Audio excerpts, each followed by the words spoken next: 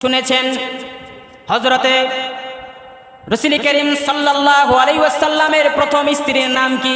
হযরতে খাদিজাতুল কুবরা রাদিয়াল্লাহু তাআলা আনহা। তিনি আল্লাহ রাসূল সাল্লাল্লাহু আলাইহি ওয়াসাল্লামের খেদমত করতেন।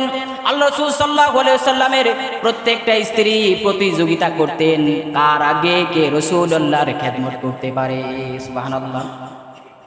হযরতে খাদিজাতুল কুবরা রাদিয়াল্লাহু তাআলা আনহা, আল্লাহ রাব্বুল আলামিন তাকে সালাম প্রদান করেছেন।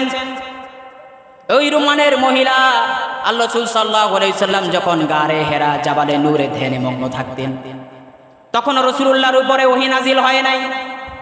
তিনি ধ্যানে মগ্ন থাকতেন গারে হেরাতে, জাবালে নূরের সেই গুহাতে আল্লাহ রাসূল সাল্লাল্লাহু আলাইহি ওয়াসাল্লাম ধ্যানে মগ্ন থাকতেন। আর হযরতে রাসূল করিম সাল্লাল্লাহু আলাইহি ওয়াসাল্লামের প্রথম স্ত্রী খাদিজাতুল কুবরা আরবের মরুভূমিকে উপেক্ষা করে, মরুভূমির তপ্তবালিকে উপেক্ষা করে, প্রতিকূল পরিবেশকে উপেক্ষা করে, পাথরের পাহাড়কে উপেক্ষা করে বহু দূর যেতেন রাসূলুল্লাহ সাল্লাল্লাহু আলাইহি ওয়াসাল্লামকে খাবার খাওয়ানোর জন্য।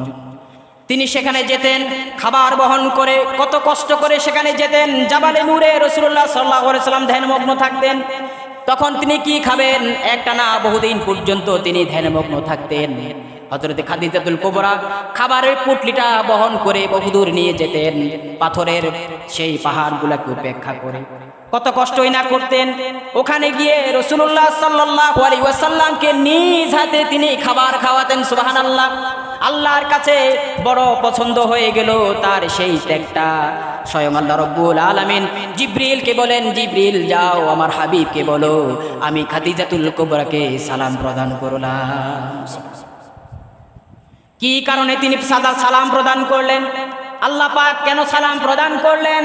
সালাম প্রদান করার একটাই কারণ, রাসূলুল্লাহ সাল্লাল্লাহু আলাইহি ওয়াসাল্লামের খেদমত। সুবহানাল্লাহ। স্বামীর খেদমত এত বেশি তিনি করতেন, আল্লাহ রাব্বুল আলামিন তার উপরে রাজি খুশি হয়ে গেছে। তার উপরে রাজি খুশি হয়ে তার জন্য সালাম পাঠালেন। আল্লাহ রাব্বুল আলামিন যেই মহিলার জন্য সালাম পাঠাতে পারেন সেই মহিলা